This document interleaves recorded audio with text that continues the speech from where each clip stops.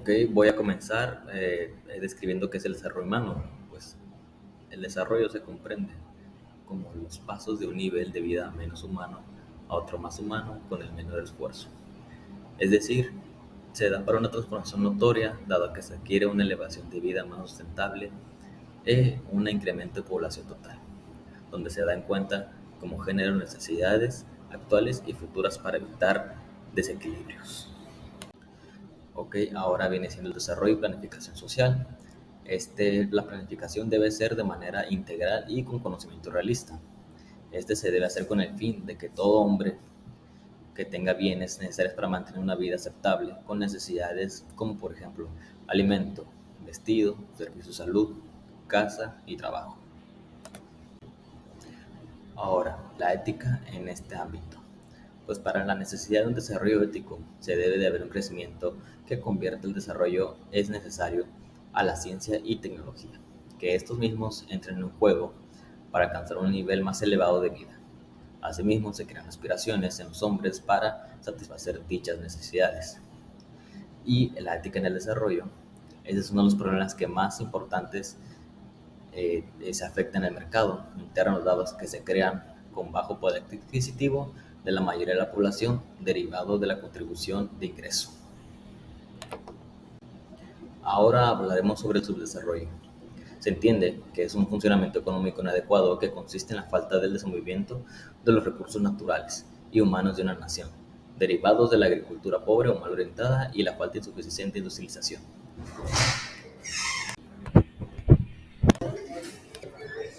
Ok, entonces el desarrollo del subdesarrollo viene siendo uno de los problemas con más problemas científicos y técnicos en el mundo, donde estos se dividen en países desarrollados, que tienen una industrialización desarrollada, cultural y nivel de vida elevado, entre otras cosas, y países subdesarrollados, que es todo lo contrario, industrialización pobre, cultura y nivel de vida es escaso. La dependencia es como una imposición externa de dominación y esta solamente es posible cuando se encuentra respaldado en los sectores nacionales y estos van a salir beneficiados. Los países dependientes no son víctimas exclusivas de poderes extranjeros y la principal consecuencia de la dependencia ha sido la religión y la enajenación de los centros nacionales de decisión. Ahora la historia de la dependencia. Esta dependencia estructural corresponde complementaria y antiéticamente al concepto del imperialismo. Los fenómenos relativos a la situación de dependencia son evidentes en toda la historia de los pueblos de Latinoamérica, Asia y África. En perspectiva histórica se observan muchas situaciones concretas de dependencia y estas van dejando huellas en la sociedad. En algunas situaciones la dependencia se torna irrelevante y redefinida según la sociedad las acondicione. Sin embargo, en otras sociedades quedan incorporadas en sus estructuras básicas por la continuidad y el desarrollo, y éstas se suman y se reintegran huellas y experiencias del pasado. E incluso se involucran en procesos económicos, políticos, culturales, ecológicos, entre otros más. La cultura de la dependencia. Esta se inició una gran y fuerte discusión e investigación entre diferentes sociedades latinoamericanas, estas buscando la perspectiva principal y o las diferentes manifestaciones de la dependencia estructural. Estas se ampliaron y se profundizaron los debates a la colaboración entre los sociólogos, economistas, polietólogos, antropólogos e historiadores debido a publicaciones de libros, artículos y ensayos sobre diferentes dependencias. El desarrollo económico es el resultado objetivo después de haberse producido una revolución industrial, y la revolución industrial de los países se expande a otros provocando la industrialización, teniendo como consecuencia el crecimiento económico. Por ejemplo, tenemos la imagen en la parte de abajo, la expansión en otros países se provoca la revolución industrial, como consecuencia se provoca un desarrollo. En cambio, si se produce una industrialización, la consecuencia es un crecimiento económico. La modernización se refiere al conjunto de cambios sociales, políticos y económicos que van a propiciar la incorporación de tecnología e innovaciones para la explotación de los recursos, esto a través de políticos o convulsiones sociales. Cuando es endógena va a depender de un desarrollo interno autónomo, Sin embargo, cuando es exógena, puede ser solo por colonialismo o imperialismo. La primera fase de la revolución industrial se llamó maquinismo debido a que requerían más mano de obra. Este coincidió con el colonialismo entre los años de 1750 y 1870. La segunda fase de esta revolución fue llamada automatización porque disminuyó la mano de obra y esta va a coincidir con el imperialismo, el cual sucedió en el año de 1870 aproximadamente. Ok, hablando del Tratado de Libre Comercio en México, Estados Unidos y Canadá, desde la década de 1940, México se ha aplicado a una estrategia de sustitución y de importaciones para proteger su producción nacional de bienes y consumo. La firma del Tratado de Libre Comercio eh, entre Estados Unidos, Canadá y México se formalizó en un proceso de integración eh, que ya se estaba como en curso, aunque México tenía un déficit de una balanza comercial y este se agravaba con el aumento de la producción. Respecto a la apertura unilateral en México desde 1987, este no ha sido suficiente para modernizar su estructura productiva y la falta de reciprocidad en los acuerdos comerciales, especialmente con Estados Unidos, vendría agravando el deterioro de la balanza comercial, aunque del mismo modo, pues la entrada de capitales ha compensado como su déficit a cuenta corriente. En cuanto a volumen comercial, en los últimos años el comercio mexicano con Estados Unidos ha experimentado un mayor nivel de concentración y el volumen comercial pasó de ser 18.400 millones de dólares en 1983 a más o menos 26.600 millones en 1988. Si se llega a incluir o se incluye la industria maquiladora, el comercio con Estados Unidos representa el 52% del total en el año de 1989. En las características deseadas, el gobierno mexicano a través de la Secretaría de Comercio busca un tratado de libre comercio que liberalice el intercambio de bienes y servicios, respetando la Constitución alineado con el Acuerdo General sobre Aranceles Aduaneros y Comercio. Con este tratado se espera que se eliminen aranceles y barreras no arancelarias gradualmente y se establezcan reglas de origen para prevenir prácticas desleales y cuente con un mecanismo de resolución de disputas en proteger a los exportadores mexicanos. Bueno, ahora vamos a hablar de la eliminación de barreras no arancelarias. Como primer punto tenemos que se van a eliminar los permisos, cuotas y otras restricciones cuantitativas a las exportaciones e importaciones de la zona. Como punto número 2, tenemos que las exportaciones mexicanas no podrán ser discriminadas por disposiciones locales de los estados y provincias en Estados Unidos y Canadá. Y la eliminación de aranceles se va a aplicar primeramente a bienes producidos en su totalidad en la región, a bienes que se clasifican en una fracción arancelaria distinta de la de los consumos extrarregionales y como último punto tenemos que los bienes que cumplen con un requisito de contenido regional. Ahora vamos a hablar de la operación aduanera. Esta se vio simplificada con la introducción de un certificado de origen común y la eliminación de los derechos de trámite aduanero en julio de 1999. Además de que se implementaron dictámenes anticipados para garantizar el cumplimiento de la regla de origen, brindando certidumbre y seguridad jurídica a exportadores e importadores. Ahora vamos a hablar de la devolución de impuestos. Como primer punto tenemos que la devolución de los aranceles pagados por la importación de insumos extrazonales se eliminaron en el 2001 para los productos que van a cumplir con la regla de origen.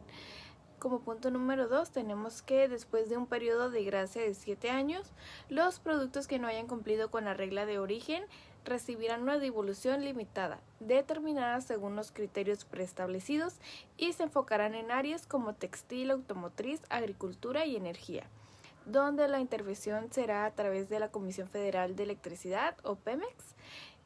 Y en el comercio de servicios se reconsiderarán las áreas de como transporte terrestre, telecomunicaciones, servicios financieros, bancos, casas de bolsa, seguros, inversiones y propiedad intelectual. Como punto número 3 tenemos que se recoge el sentido de la legislación mexicana sobre la propiedad industrial y los derechos de autor. Hablando casi de lo mismo, en el punto número 4 tenemos que en materia de los derechos de autor se va a brindar a los programas de cómputo la misma protección que a las obras literarias. Esto va a entrar que se va a prohibir la comercialización no autorizada de algunas señales satélites y se brindará protección a películas mexicanas. Como punto número 5 tenemos que en los Estados Unidos va a otorgar a México trato no discriminatorio en la protección de patentes. Bueno, ahora vamos a hablar de nuestros últimos 2 puntos. En el número 6 tenemos que las partes extenderán protección a circuitos integrados y a variedades vegetales.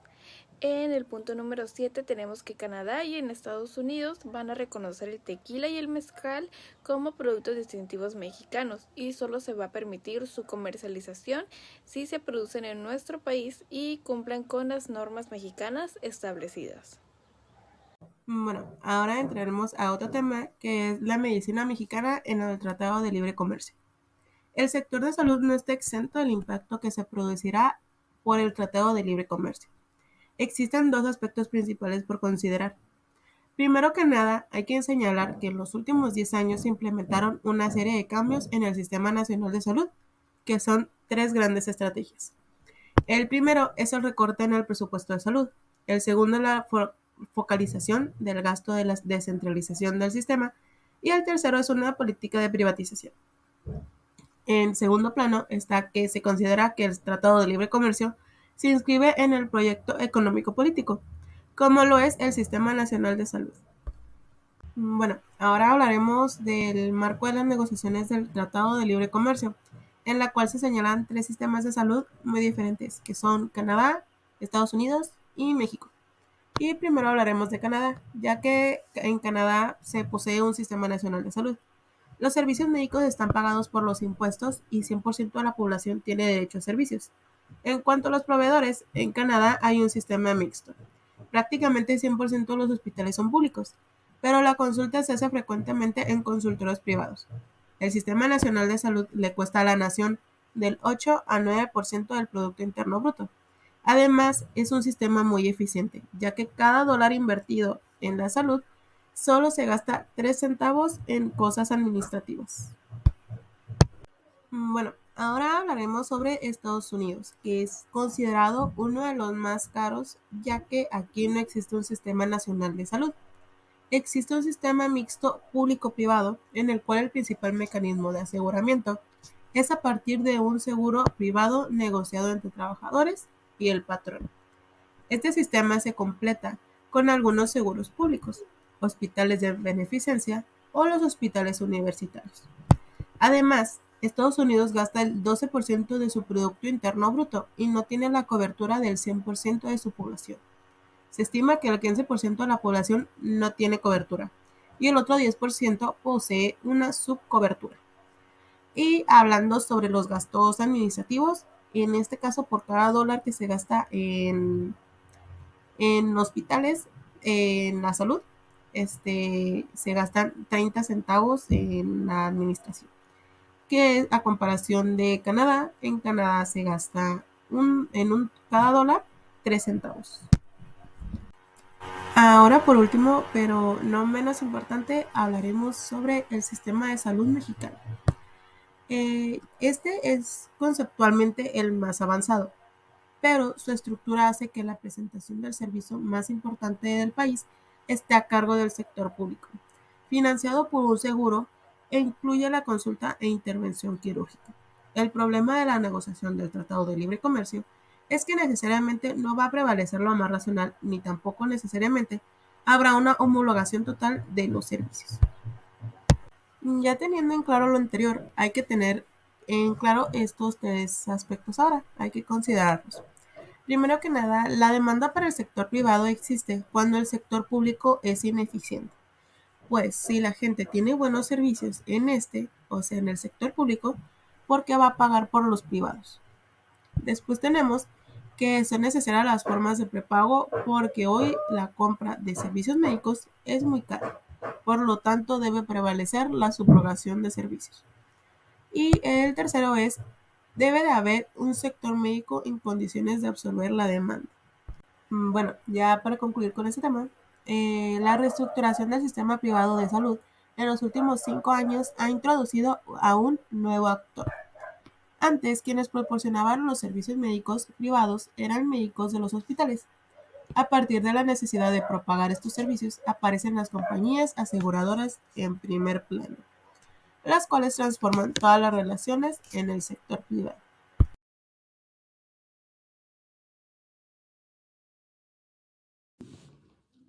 Continuando, tenemos lo que es estructura de la unidad 6. La definición como tal de estructura es la forma en la que se construyó un edificio, pero trasladando este mismo concepto a lo que es la sociología, tenemos que se enfoca más en cómo está construido el grupo social, quién va arriba, quién va abajo, quién manda, quién obedece. Ya visto lo que es una estructura, podemos avanzar con lo siguiente, que es una superestructura desde el punto de vista de la sociología. Esta misma se va a referir más que nada a lo que son las instituciones que desempeñan un papel fundamental en lo que es pues la adhesión o la cohesión de lo que es en la sociedad, lo social y cultural, en base a lo que es una base económica de la misma sociedad.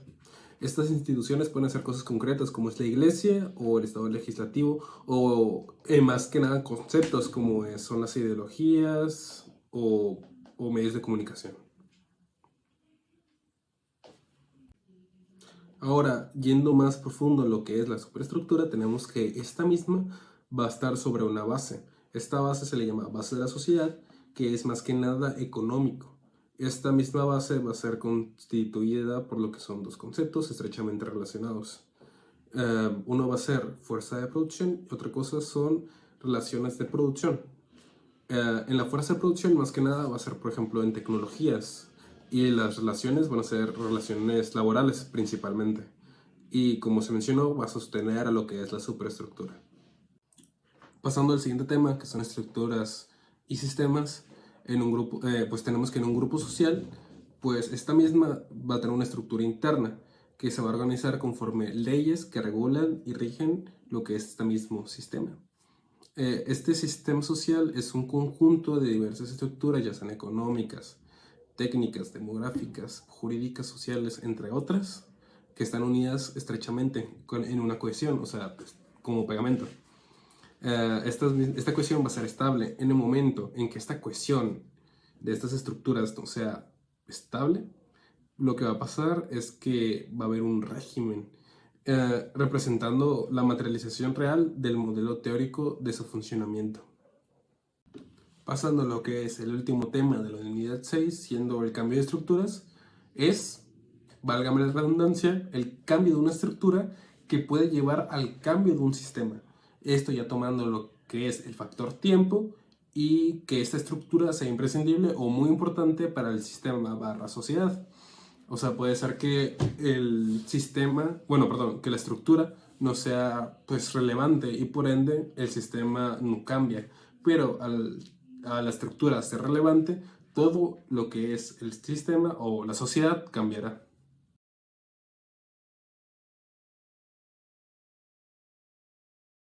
Bueno, en cuanto a la presencia del cambio en el mundo actual, básicamente este apartado habla sobre el cambio acelerado que se ha visto últimamente en el mundo. Un cambio que para las personas ya ni siquiera es perceptible porque están acostumbrados a este constante cambio. Es un cambio que comparado al mundo de antes puede ser incluso irreal, porque en el mundo antes el cambio era de forma más lenta e imperceptible. Esto ha provocado que las personas tengan una visión más dinámica. ¿Qué quiero decir con esto? Que esta vez las personas basan más sus pensamientos en hechos más que en ideas abstractas o estáticas. Entrando en las formas en las que las ciencias sociales estudian el cambio, hay varias corrientes psicológicas que buscaban explicar el fenómeno del cambio, pero en nuestro caso nos vamos a concentrar en la metodología de dos corrientes principales, las cuales son las estructurales funcionalistas, que básicamente esta corriente ve al cambio como un desequilibrio de un orden social establecido y necesario. Desde esta perspectiva, el cambio adquiere una característica negativa que se debe superar para lograr un sistema funcional y estructurado. También plantea principios ideales como el de la integración, la pacificación, la estabilidad y todos estos principios para establecer un orden funcional. Luego tenemos lo que es la corriente de la crisis y el conflicto, donde básicamente ve el cambio como un objeto central de análisis, ve la vida social como una realidad cambiante por naturaleza, cuya dinámica depende de los fenómenos sociales y humanos creados a partir de las confrontaciones. Este cambio se produce como efecto de la presencia de desequilibrio, choques y encuentros constantes en la sociedad. El cambio revolucionario es básicamente seguido por las teorías de la revolución, y este cambio es asumido principalmente por los jóvenes que están como inconformes con el sistema el sistema funcionalista propuesto por los adultos. Este cambio es más visto, como dije, en los jóvenes, en países del tercer mundo y en grupos mayoritarios que están inconformes con el orden actual del mundo que fue, como dije, impuesto por los adultos. Esto puede provocar que nosotros tengamos una perspectiva del mundo como un caos, que el mundo siempre está en crisis y cosas así debido a estas confrontaciones. En cuanto a las manifestaciones del cambio contemporáneo, estas van a ser vistas básicamente en lo que son en las poblaciones más necesitadas del mundo. Aquí en este caso enumeramos las principales. Tenemos primeramente el proceso de racionalización, ciencia y planificación, que básicamente es como las ideas pasan a ser como más metódicas. El proceso de planeación de la vida humana, que nos habla pues un plan de vida, de cómo proporcionamos metas y objetivos. La industrialización, tecnificación y automatización, que estos son conceptos de industria que básicamente buscan mejorar el rendimiento de las industrias a costa de tecnología o mano de obra humana. El consumo de masas, que es básicamente un consumo desmedido de productos. La urbanización, que es el crecimiento de las ciudades en población de manera masiva. La socialización y pluralismo, que básicamente la socialización es cómo hablamos con las personas, cómo convivimos con ellos, y el pluralismo es cómo conviven diferentes etnias, religiones en una misma sociedad. La secularización, que es dejar de lado las ideas religiosas en el humano y que se base más en hechos, por decirlo así.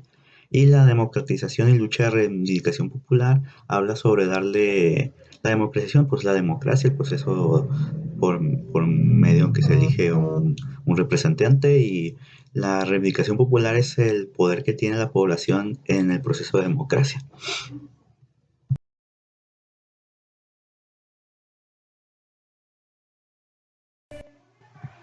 Bueno, acerca de la comunidad rural, esta se caracteriza ya que existe una convivencia entre las personas de esta comunidad con la agricultura.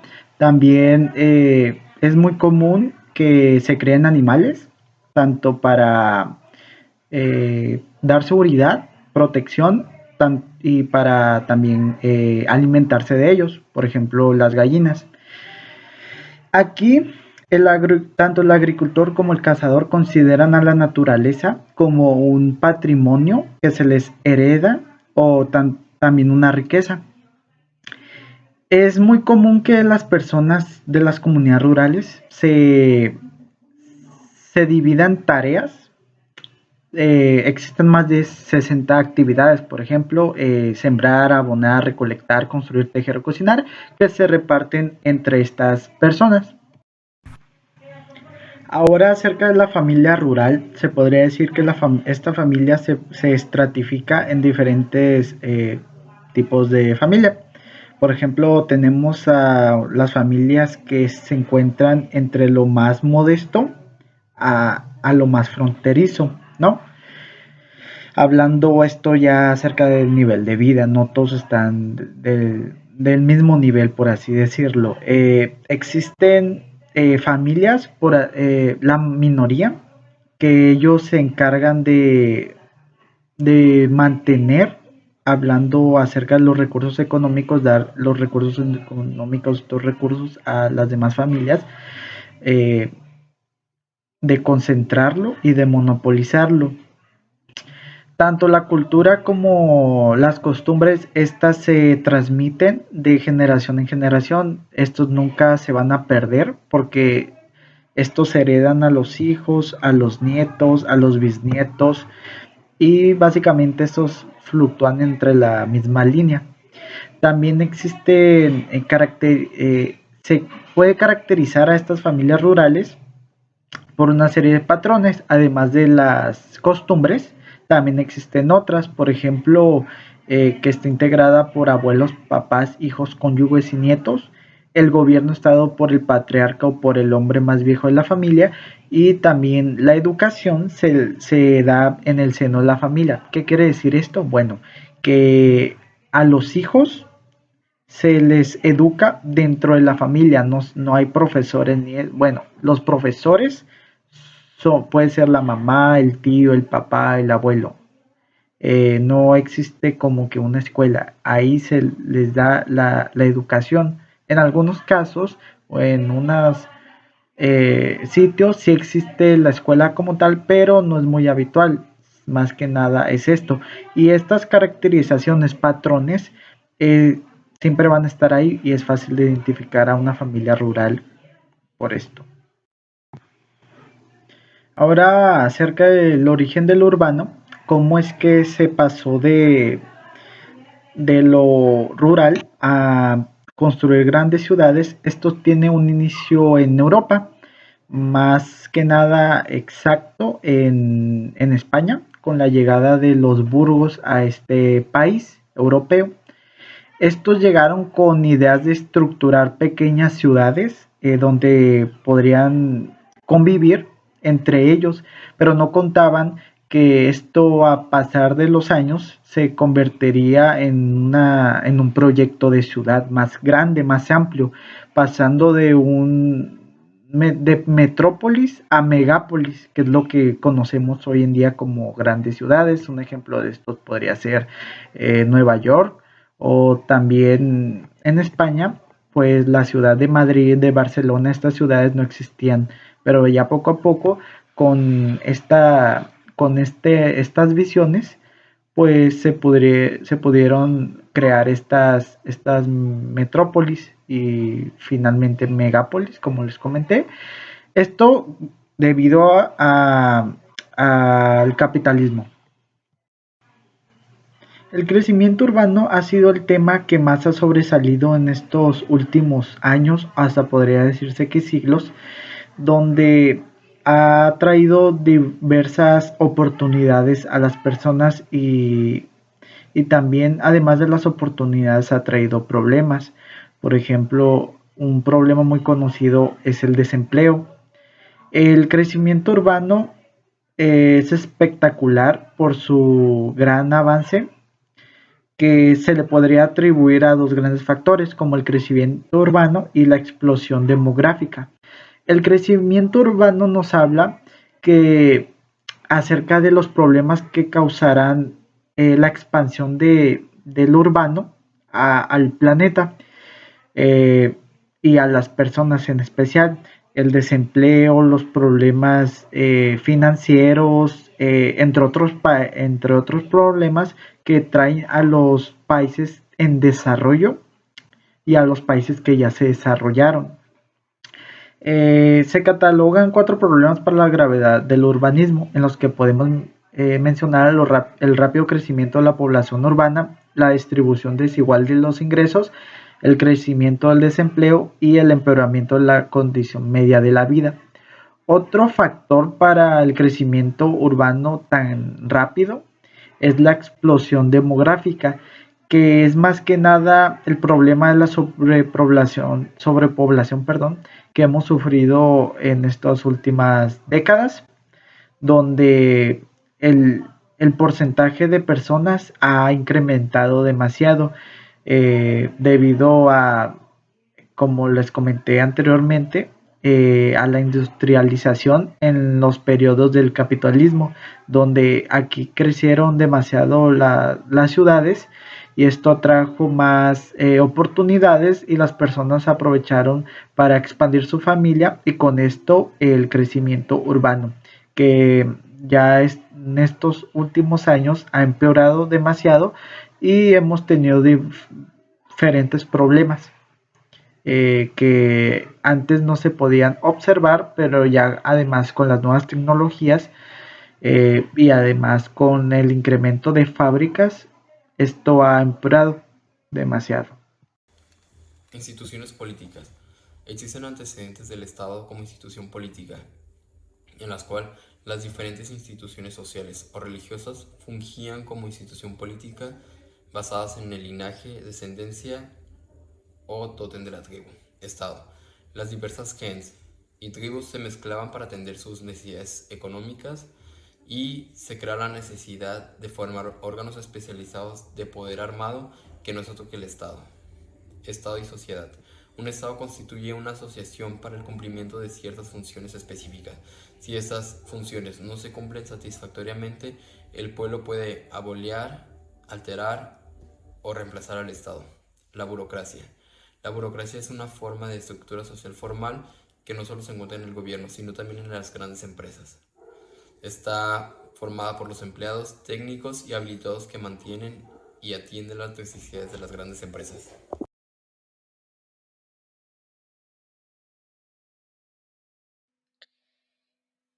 Bueno, ahora tenemos lo que es la aparición de los dioses.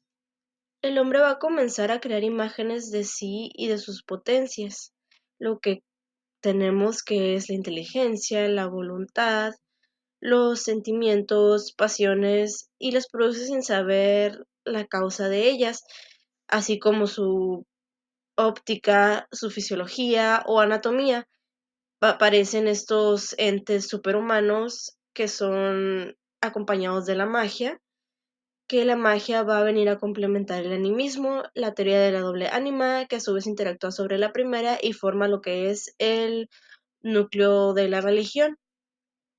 Por ello, tenemos que la religión es un reflejo particular en la conciencia de las relaciones de los hombres entre sí y entre la naturaleza. Las primeras religiones fueron el animismo y la magia. Ok, ahora vamos con lo que son las religiones agrarias. El paso de la regulación a la agricultura se va a reflejar en la mente de los hombres.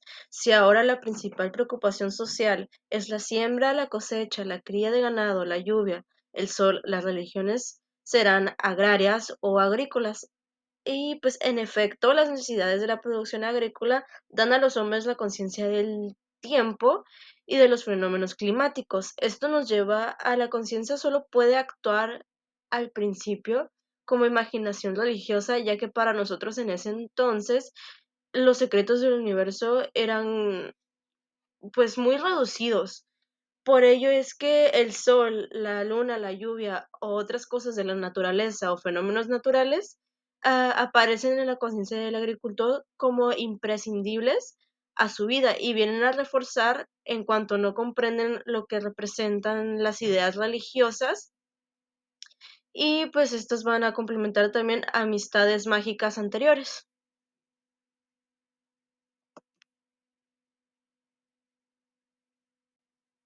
Ok, ¿qué tiene que ver el politeísmo y monoteísmo con lo que acabo de decir? El politeísmo se viene basando en lo que es el creer en muchas entidades o estos seres superhumanos que llamamos dioses. En la religión agraria se le arraiga a los dioses del sol, la luna, la lluvia, entre otros fenómenos naturales o de la naturaleza, ya que se les reza para que sus cultivos den fruto. Aquí el monoteísmo se basa en una sola deidad. El monoteísmo va a aparecer como una construcción sacerdotal, lo que es que las ciudades al crecer y desarrollarse van a imponer su religión monoteísta a la población rural. que van a ser los que tienen más arraigado ese pensamiento del politeísmo. Sin embargo, las ideas van a prevalecer entre la gente que tenía más edad. Después de esto, la monarquía despótica fue lo que ayudó al desarrollo del monoteísmo.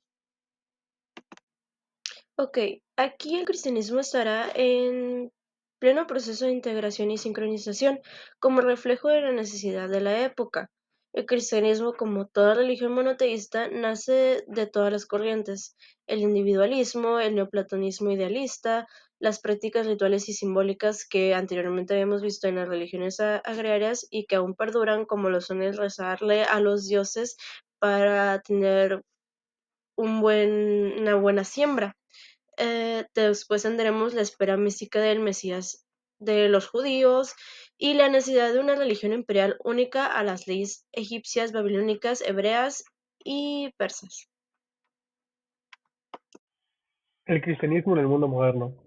El monopolio religioso de la Iglesia cristiana empezó a quebrantarse con el surgimiento del clero romano y otro bizantino. Después, la invención de la imprenta posibilitó la difusión de miles de libros con la subsecuente creación de élites ilustradas opuestas a la autoridad del Papa. En el siglo XVI aparecen el luteranismo y el calvinismo.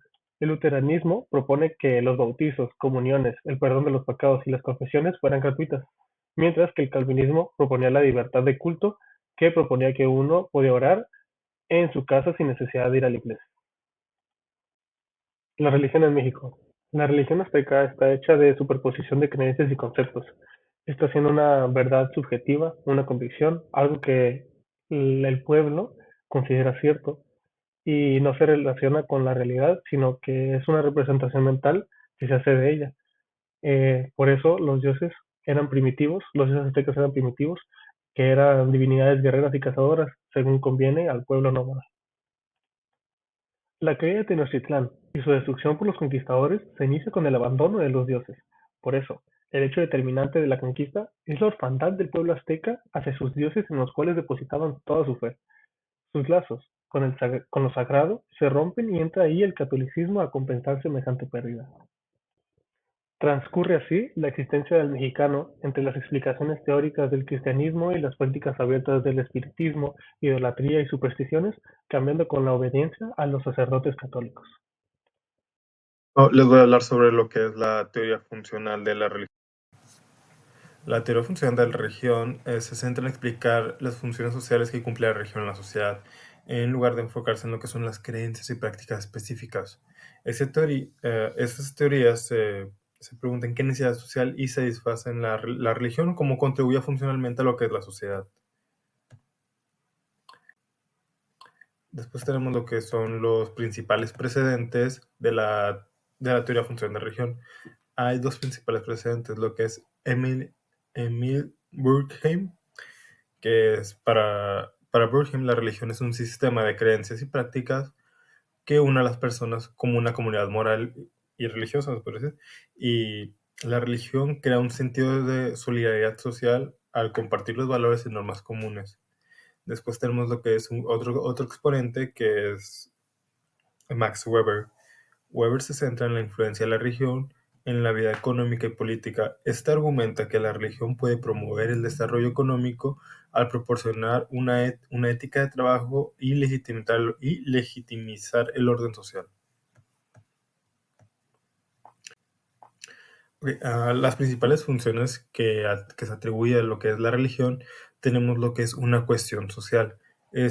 La religión es lo que une a las personas, tanto como comunidades morales y fomenta, como ya se habló, como lo que dijo uno de los exponentes de la teoría funcional de la religión, fomenta la solidaridad social. Después tenemos lo que es el control social. La religión usualmente proporciona lo que son normas y valores que ayudan a regular el comportamiento individual, como lo que sería en la religión católica cristiana, lo que son los mandamientos que dice qué hacer y qué no hacer, se podría decir. Después tenemos lo que es la legitimización del orden social. La religión puede legitimizar tanto lo que es el orden social y existe una estructura de poderes que se conlleva a cabo por esto mismo. Después tenemos lo que es la provisión de significado. La religión proporciona muchas respuestas a diferentes preguntas de la vida, sobre qué es la vida, sobre qué es la vida, sobre la muerte y qué hay más allá, qué significa lo que es el sufrimiento. Esto ayuda a mantener a lo que es los seres humanos un poco más calmados al saber que hay un después de la muerte y que hay un antes de la vida. Después tenemos lo que es esto ya es parte mío, que es lo que son críticas a la teoría funcional de la religión. Tenemos como crítica número 1 es el exceso de énfasis en las funciones positivas. Se critica mucho esta teoría funcional, ya que se centra demasiado en las funciones positivas de la religión. No se toman en cuenta las posibles funciones negativas, como la discriminación y la violencia. Como por ejemplo, basado en hechos históricos, lo que se llevó en la época de las cruzadas, lo que se llevó en la conquista de México y así.